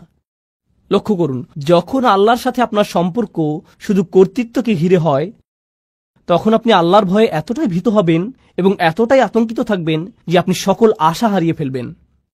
যদি আল্লাহর সাথে আপনার শুধুই বন্ধুত্ব এবং ভালোবাসার সম্পর্ক হয়, তখন আপনি বলবেন, আল্লাহ আমাকে ভালোবাসেন, তিনি আমার প্রকৃত অবস্থা জানেন, আমি তাকে ভালোবাসি, তিনি আমার সবচেয়ে ভালো বন্ধু, ইত্যাদি ইত্যাদি। আপনি জানেন বন্ধুদের মাঝে কি হয়? বন্ধুদের কারো উপর কারো কর্তৃত্ব থাকে না। বন্ধুরা এমন বলে, হ্যাঁ আমি তার সাথে সীমা লঙ্ঘন করি, কিন্তু তাতে কি? যদি আল্লাহর সাথে আমাদের সম্পর্ক শুধুমাত্র তার কর্তৃত্বের মাধ্যমে হয়, আমরা শুধুই আতঙ্কিত এবং ভীত হব, তখন আল্লাহর সাথে আমাদের সম্পর্কের বহিঃপ্রকাশ হবে খুবই নিরাশাজনক, খুবই নিরাশাজনক।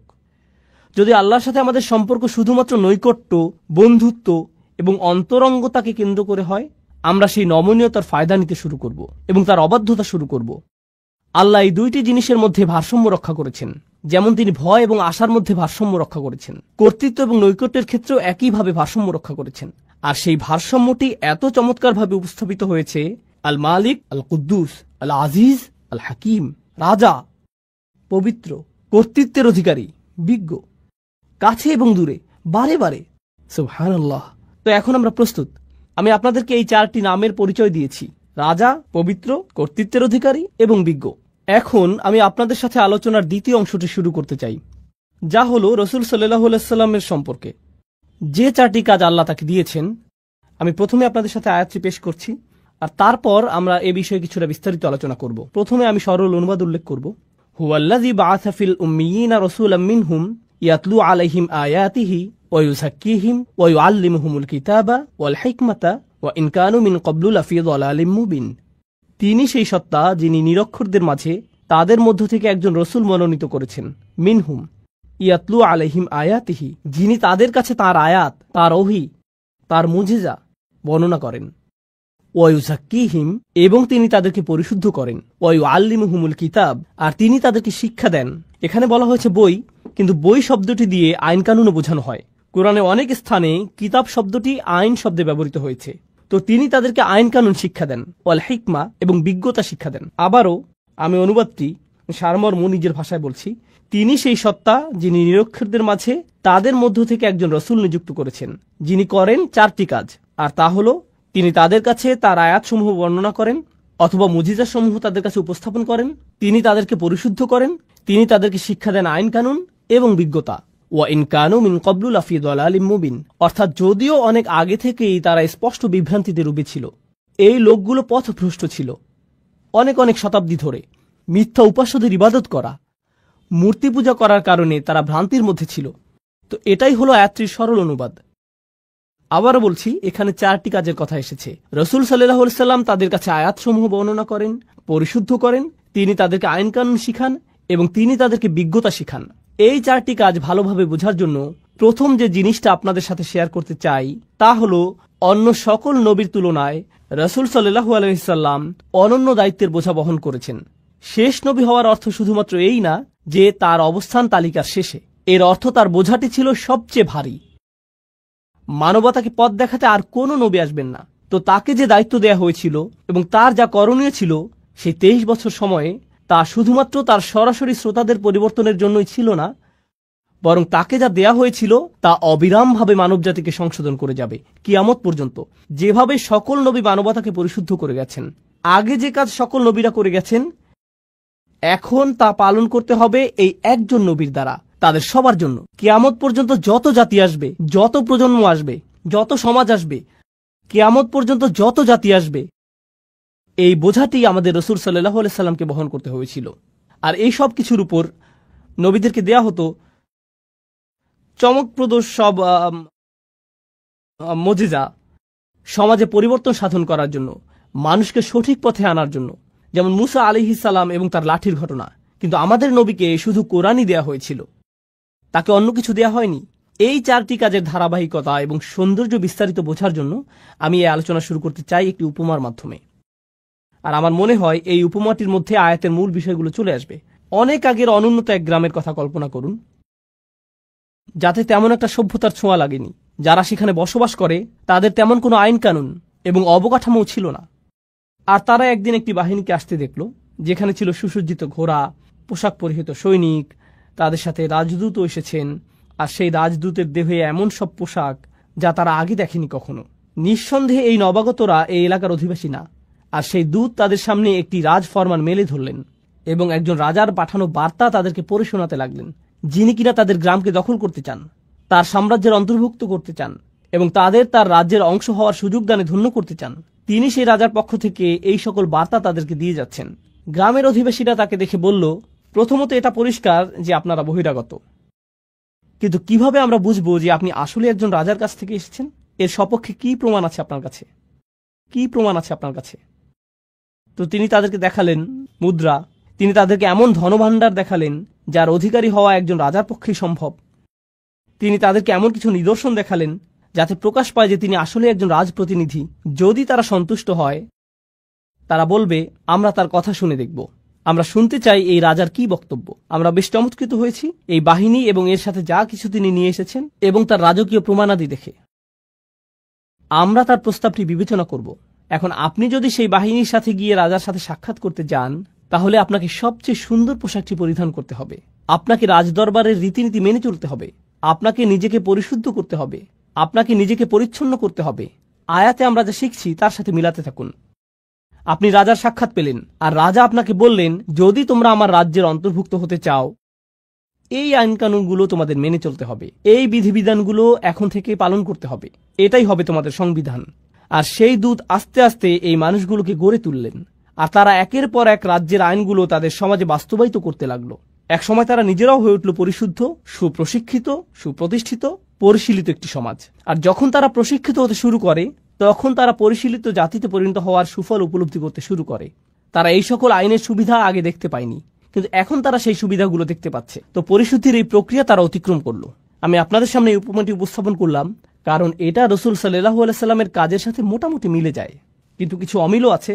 মিলগুলো হলো, রসুল সাল্লাল্লাহু আলাইহি সাল্লাম যেই মানুষগুলোর মধ্যে এসেছিলেন, তারা তাদের রাজার কাছ থেকে কোনো বাণী পায়নি অনেক অনেক প্রজন্ম ধরে।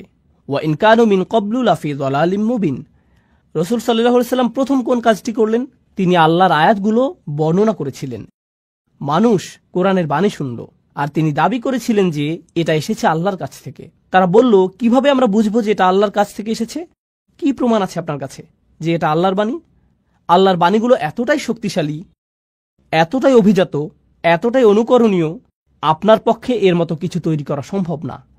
এর প্রভাব এতটাই অভিভূতকারী যে যারা এটা শুনবে তারা তৎক্ষণাৎ বুঝতে পারবে যে এই কথাগুলো কোনো মানুষের কথা নয়। তারা আল্লাহর বাণীর মুজিজা সরাসরি উপলব্ধি করেছিল, আর শুধুমাত্র এটাই তাদেরকে বিনয়াবনত করেছিল। এরকম নজিরও রয়েছে, যখন মানুষ রসুল সাল্লাল্লাহু আলাইহি সাল্লামের সাথে বিতর্ক করতে এসেছিল, তখন তিনি আয়াত পাঠ করতে করতে এমন আয়াতে গেলেন যেখানে আল্লাহ আদেশ করেছেন সবাইকে সিজদায় অবনত হওয়ার জন্য। এরকম ঘটেছে, কাফেরদের সম্পূর্ণ জনসমাবেশ সেখানে সিজদায় পড়ে গিয়েছিল। এরকম ঘটেছে, কোরআনের বাণী তাদেরকে অভিভূত করে ফেলেছিল। এই প্রথম কাজটি রসুল সাল্লাল্লাহু আলাইহি সাল্লাম করেছেন, মানুষকে কোরআনের শক্তিশালী মুজিজার সাথে পরিচয় করিয়েছেন। ইয়াতলু আলাইহিম আয়াতিহি, তিনি এটা তাদের কাছে উপস্থাপন করেছেন। আর যখন উপস্থাপন করলেন, তারা বিস্ময়ে অভিভূত হয়ে গেল। এই মানুষটি এটা সৃষ্টি করতে পারে না, এটা এসেছে অনেক বেশি মহান, অনেক বেশি রাজকীয়, অনেক বেশি শক্তিশালী কোন সত্তার কাছ থেকে। কিছু মানুষ এই বাণীগুলোর দ্বারা এতটাই অভিভূত হয়ে গেল যে তারা সংকল্প করল যে তারা এই বাণীকে গ্রহণ করে নিবে, এবং তারা উপলব্ধি করল যে এখন তাদেরকে পরিশুদ্ধ হতে হবে। এই সকল মানুষেরা তখন রসুল সাল্লাল্লাহু আলাইহি সাল্লামকে সঙ্গ দিয়েছিলেন। তারা তার চারপাশে থাকতেন, তাকে ঘিরে থাকতেন, তারা তাকে কেন্দ্র করে একটি সমাজ গড়ে তুলল, আর তিনি তাদেরকে সার্বক্ষণিকভাবে আল্লাহর স্মরণে রেখেছিলেন। ফাযাক্কির ইন নাফাআতিয যিকরা, স্মরণ করিয়ে দাও যদি স্মরণ করানো উপকারে আসে। ফাইন্না যিকরা তানফাউল মুমিনিন, সার্বক্ষণিক জিকির দ্বারা মুমিনরা উপকৃত হবে। রসুল সাল্লাল্লাহু আলাইহি সাল্লাম আল্লাহর বাণীর মাধ্যমে তাদেরকে সার্বক্ষণিকভাবে আল্লাহর স্মরণের মধ্যে রেখেছিলেন। আর সেই স্মরণের মাধ্যমে দুইটি জিনিস ঘটল। তাদের হৃদয় পরিশুদ্ধ হতে শুরু করলো লোভ থেকে, হিংসা থেকে, বস্তুবাদ থেকে, দুনিয়াবী প্রয়োজন এবং দুশ্চিন্তা থেকে। আল্লাহর সাথে তাদের হৃদয়ের সম্পর্ক ক্রমশ জোরালো হতে লাগলো, আর এই পৃথিবীর সাথে ধীরে ধীরে সম্পর্কহীন হতে লাগলো। তারা চারপাশকে আরো পরিশুদ্ধ এবং সৌন্দর্যমণ্ডিতভাবে দেখতে লাগলো। তবে তাদের মনও পরিশুদ্ধ হতে শুরু করলো, তাদের চিন্তা পদ্ধতিতে পরিবর্তন আসা শুরু করলো। তারা বিভিন্ন বিষয়কে সমালোচনার দৃষ্টিতে দেখতে লাগলেন, যা আগে করেননি। তারা এমন সব বিষয়কে সমাদর করতে শুরু করলেন।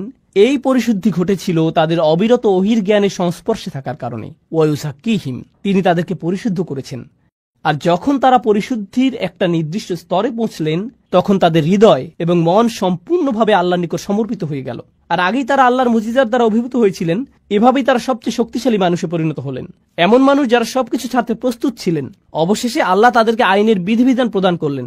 যখন তিনি বললেন, নির্দিষ্ট কিছু খাবার যা তোমরা আজীবন খেয়ে এসেছো তা এখন থেকে আর খেতে পারবে না, নির্দিষ্ট কিছু পানীয় যা ছিল নেশা সৃষ্টিকারী, মদ এবং অ্যালকোহল, যা তোমরা সারা জীবন উপভোগ করে এসেছো, আজকে থেকে এটা তোমাদের জন্য নিষিদ্ধ, নির্দিষ্ট কিছু পোশাক, নারীরা নিজেদেরকে সুসজ্জিত করতে, চকমকে পোশাক পরতে এবং সামাজিক অনুষ্ঠানীতিতে যেতে পছন্দ করত।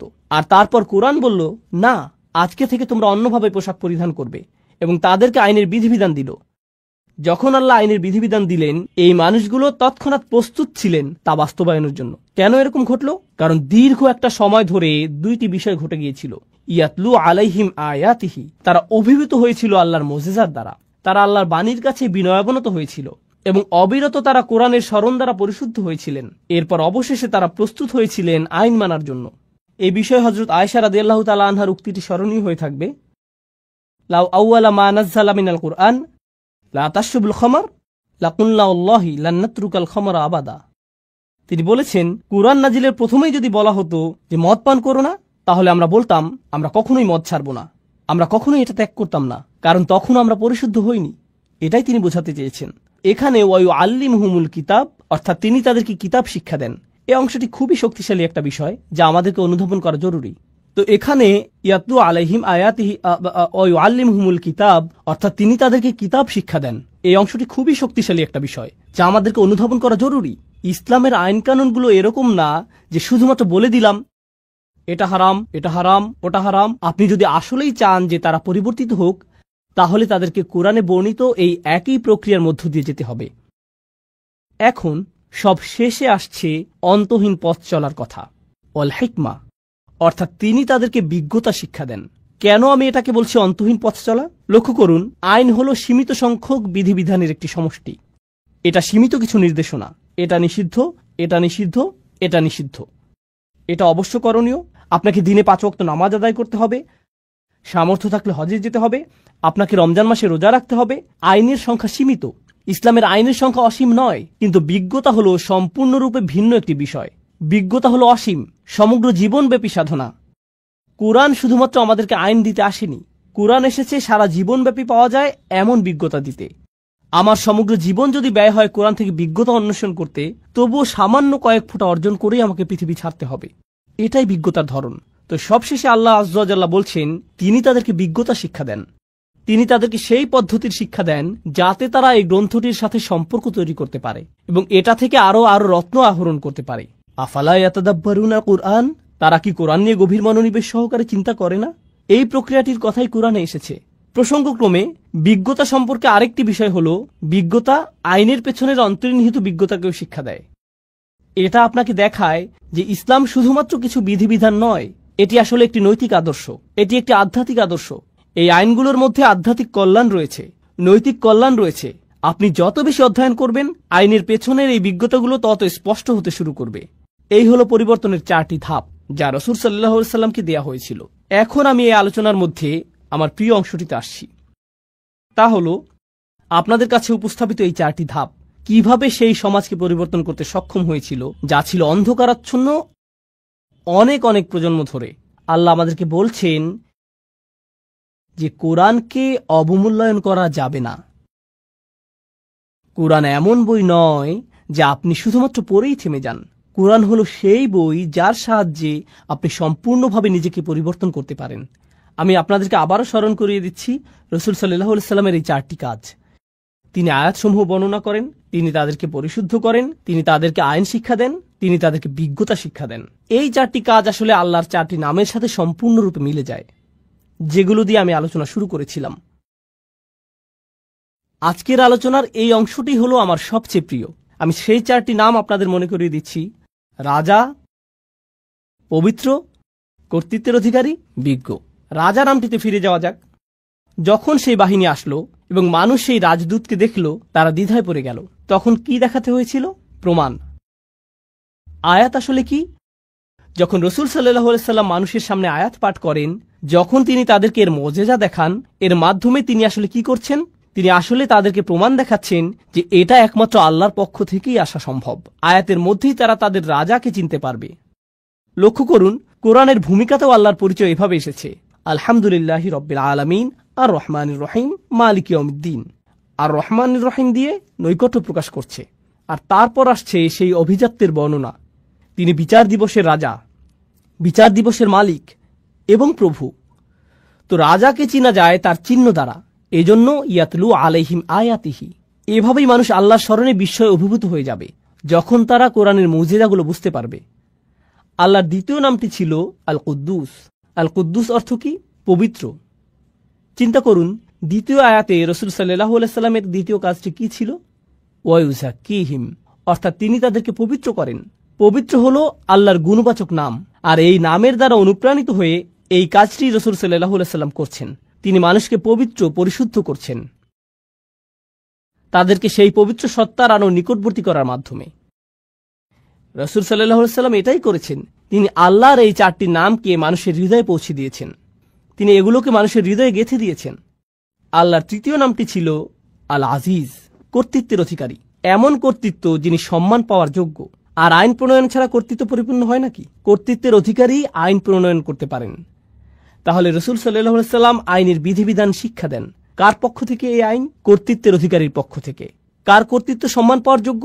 যতক্ষণ পর্যন্ত আপনার মধ্যে সেই কর্তৃত্বের প্রতি এই ভয়, এই সম্মান তৈরি না হবে, যতক্ষণ আপনি বুঝতে না পারবেন যে এই কর্তৃত্বের কাছ থেকে যা আসে তার উদ্দেশ্য আপনাকে পরিশুদ্ধ করা, আপনি সেই আইন বাস্তবায়ন করতে পারবেন না।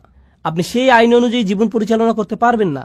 রাসূল সাল্লাল্লাহু আলাইহি সাল্লাম আল্লাহর সেই ইজ্জাহ এর দাবি আদায় করেছিলেন মানুষকে আল আজিজের আইন এবং তার সংবিধান শিক্ষা দেওয়ার মাধ্যমে।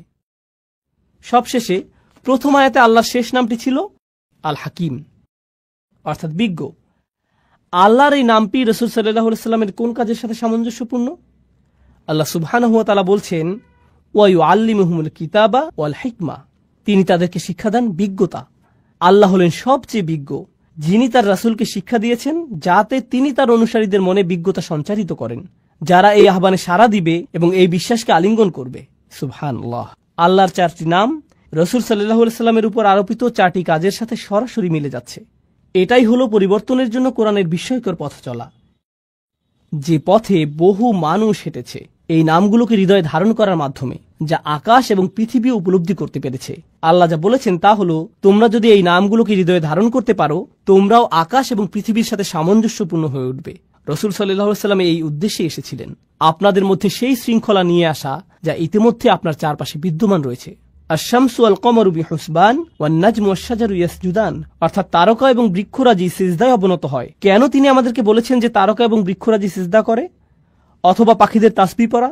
আল্লাহ বলেছেন পাখিরা তাসবিহ পড়ে। ওয়া ইম মিন শাইইন ইল্লা ইউসাব্বিহু বিহামদিহি ওয়ালাকিন লা তাফকাহুনা তাসবিহাহুম, অর্থাৎ এমন কোনো জিনিস নেই যা তার প্রশংসা সহকারে তাসবিহ করে না। তো এভাবেই আমরা আমাদের চারপাশের অন্য সৃষ্টি জগতের সাথে একত্র হতে পারি। এখন আমরা একটা মজাদার বিষয়বস্তুতে এসে পড়েছি।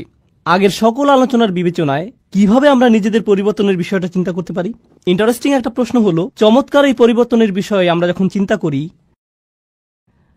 আমি ছোটবেলা থেকেই শুনে এসেছি, সম্ভবত আপনিও সারা জীবন খুতবা এবং আলোচনায় শুনেছেন, সাহাবীদের চরিত্র কত চমৎকার ছিল, তাদের জীবনের পরিবর্তন কতটা বিস্ময়কর ছিল, কি অবিশ্বাস্য পরিবর্তনের মধ্য দিয়ে তারা জীবন অতিবাহিত করেছিলেন, আল্লাহর প্রতি কি বিস্ময়কর আনুগত্য তারা প্রদর্শন করেছিলেন। আপনি তাদের সম্পর্কে শুধু শুনেই গিয়েছেন, আর আপনি মনে মনে হয়তো বলেছেন তারা এত ভালো ছিলেন, কিন্তু এর সাথে আমার সম্পর্ক কোথায়? তারা ছিলেন অসাধারণ, এটা আমার বুঝে আসে, কিন্তু আমি নিঃসন্দেহে তেমনটি নই। আমার দ্বারা কি এই ধরনের পরিবর্তন সম্ভব? কোরআন কি আমাকে শুধুমাত্র এই অসাধারণ ঐতিহাসিক পরিবর্তনের কথাই বলছে? এক্ষেত্রে লক্ষ্য করুন তৃতীয় আয়াতটি, দেখুন আল্লাহ কি বলছেন, ওয়া আখারিনা মিনহুম লাম্মা ইয়ালহাকু বিহিম ওয়া হুয়াল আজিজুল হাকিম, অর্থাৎ তারা ছাড়াও অন্যরা, যারা হয়তো আরব না, আর এর দ্বারা পরবর্তী প্রজন্ম বোঝাতে পারে, যারা এখনো তাদের সাথে মিলিত হয়নি। তৃতীয় আয়াতে এটাই বলছে যে তারা ছাড়াও অন্যরা, যারা এখনো তাদের সাথে এক হয়নি। ওয়া হুয়াল আজিজুল হাকিম, অর্থাৎ তিনি হলেন সকল কর্তৃত্বের অধিকারী। এর দ্বারা আল্লাহ বলছেন আধ্যাত্মিক ও নৈতিক এই বিপ্লবটি শুধুমাত্র এমন কিছু মানুষের মধ্যে সীমাবদ্ধ নয় যারা রাসূল সাল্লাল্লাহু আলাইহি সাল্লামের সাহচর্য পেয়েছেন, বরং এটা এমন একটা বিষয় যার ধারাবাহিকতা অব্যাহত থাকবে, কারণ তিনি হলেন সর্বশেষ রাসূল। অন্যরা এখনো তাদের সাথে যোগ দেয়নি, তারা কখনোই তাদের রাসূলের সাক্ষাৎ পায়নি, কিন্তু তারা কোরআনের সাক্ষাৎ পাবে। তারা কখনোই সাহাবীদের সাক্ষাৎ পায়নি, কিন্তু তারা একই ধরনের পরিবর্তনের সাক্ষাৎ পাবে। তারা আসছে। এটা শোনার পর রাসূল সাল্লাল্লাহু আলাইহি সাল্লামের সাহাবীরাও চিন্তা করেছিলেন, অন্যরা? এই অন্যরা কারা? মানহা উলা। তারা বলেছেন, কুন্না জুলুস ইনদান নবী সাল্লাল্লাহু আলাইহি সাল্লাম, অর্থাৎ আমরা রাসূল সাল্লাল্লাহু আলাইহি সাল্লামের সান্নিধ্যে বসেছিলাম। নাযালাত আলাইহি সূরাতুল জুমআ, সূরা জুমআ নাজিল হলো। এই সূরাটি নাজিল হলো, আর যখন তিনি তিলাওয়াত করতে শুরু করলেন, তিনি পড়লেন, ওয়া আখারিনা মিনহুম লাম্মা ইয়ালহাকু বিহিম, অন্যরা এখনো তাদের সাথে মিলিত হয়নি। যখন তারা এই আয়াতটি শুনলেন, তারা বললেন, এরা কারা? তখন রাসূল সাল্লাল্লাহু আলাইহি সাল্লাম তাকালেন সালমান আল ফার্সির দিকে। তিনি দেখালেন সালমান আল ফার্সির দিকে। এরপরে কি ঘটেছিল তা বলার আগে আসুন সালমান ফার্সি সম্পর্কে কিছুটা জেনে নেওয়া যাক। যারা জানেন না তাদের জন্য বলছি, তার নামের অর্থ হল পারস্যবাসী সালমান। নাম থেকে বোঝা যায় তিনি কোন এলাকার। তিনি পারস্য বা ইরানের মানুষ। তিনি জন্মেছিলেন এবং বেড়ে উঠেছিলেন অগ্নিপূজক পুরোহিত একটি পরিবারে। তার পরিবার ছিল অগ্নিপূজারীদের ধর্মীয় গুরু শ্রেণীর। তিনি তার ধর্মকে অস্বীকার করেছিলেন। এটা তার কাছে যুক্তিসঙ্গত মনে হয়নি। তিনি একমাত্র সত্য সৃষ্টিকর্তার সন্ধান করছিলেন, আর তার এই বিশ্বাসের জন্য তিনি অত্যাচারিত, কারাবন্দী এবং নির্যাতিত হয়েছিলেন। তার পরিবারের জন্য তিনি লজ্জার কারণে পরিণত হয়েছিলেন। তিনি বন্দিদশা থেকে মুক্ত হলেন, পালিয়ে গেলেন সত্যের সন্ধানে। এরপর একজন খ্রিস্টান পাদ্রীর সাক্ষাৎ পেলেন, তার শিষ্যত্ব গ্রহণ করলেন, যিনি তাকে শিক্ষা দিয়েছিলেন পূর্ববর্তী আসমানি গ্রন্থসমূহ, তাওরাত, হিব্রু বাইবেল, আরও শিক্ষা দেন ঈসা আলাইহিসসালামের শিক্ষাগুলো। তাকে শিক্ষা দেন সর্বশেষ নবীর আবির্ভাবের লক্ষণসমূহ, যিনি আসবেন মদিনাতে। তো সালমান আল ফার্সি বললেন, আমাকে সেখানে যেতে হবে, সর্বশেষ নবীর সাক্ষাৎ পাওয়ার জন্য আমি সেখানে যেতে চাই। তো তিনি রওনা দিলেন এবং ডাকাতের হাতে পড়ে দাস হিসেবে বিক্রি হয়ে গেলেন। দাস হিসেবে মদিনাতেই তাকে নিয়ে আসা হলো। দাস হিসেবে থেকেই সেখানে রসুল সাল্লাহ সাল্লামের আগমনের অপেক্ষা করছিলেন। আর যখন রসুল সাল্লাহ সাল্লাম হিজরত করে মদিনায় আসলেন, তিনি নিজেকে উপস্থাপন করলেন এবং বললেন, আমি এভাবে এখানে এসেছি, আমি আপনার সাক্ষাতের প্রত্যাশা এখানে এসেছি। ফিরে আসছি আমাদের আলোচনায়। উনি ছিলেন ইরানের অধিবাসী, যিনি এমন পরিবেশে ছিলেন যার ইসলামের সাথে কোনো সম্পর্ক ছিল না, কোনো দাওয়াত, কোনো প্রচারণা ছিল না। তিনি নিজে সত্যের অনুসন্ধান করেছিলেন এবং রসুল সাল্লাহ সাল্লামের সান্নিধ্য লাভে ধন্য হয়েছিলেন। ইনি সেই ব্যক্তি। সাহাবীরা রসুল সাল্লাহ সাল্লামকে প্রশ্ন করলেন, অন্যরা এখনো তাদের সাথে মিলিত হয়নি, এরা কারা? তিনি সালমান আল ফার্সির দিকে ইশারা করলেন। তারপর বললেন, লাউকানা ঈমানু ইনদা সুরাইয়া, ঈমান যদি বৃহস্পতি গ্রহের মতো দূরবর্তী স্থানেও থাকত, লানা আলাহু রিজালুম মিন হাউলা, তার মতো মানুষেরা ঈমানের জন্য সেখানেও পৌঁছে যেত।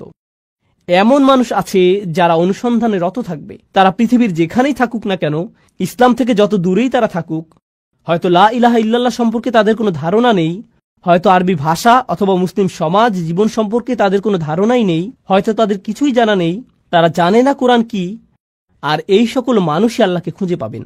রসুল সাল্লাল্লাহু আলাইহি সাল্লাম বললেন, এরাই সেই সব মানুষ যাদের সম্পর্কে আল্লাহ বলেছেন এই আয়াতে। অন্য কথায়, এই পরিবর্তন প্রথম প্রজন্ম পর্যন্ত সীমাবদ্ধ থাকেনি, এটা চলমান রয়েছে। সালমান আল ফার্সির দিকে ইঙ্গিত করার মাধ্যমে রসুল সাল্লাল্লাহু আলাইহি সাল্লাম আসলে আমাদের সকলের প্রতি ইঙ্গিত করেছেন। তিনি আমাদেরকে বলে গেছেন যে এই পরিবর্তন আপনার আমার দ্বারা অসম্ভব। তো আমাদেরকে বুঝতে হবে পরিবর্তনের সেই পথের সাথে সম্পৃক্ত হওয়ার প্রকৃত অর্থ কি।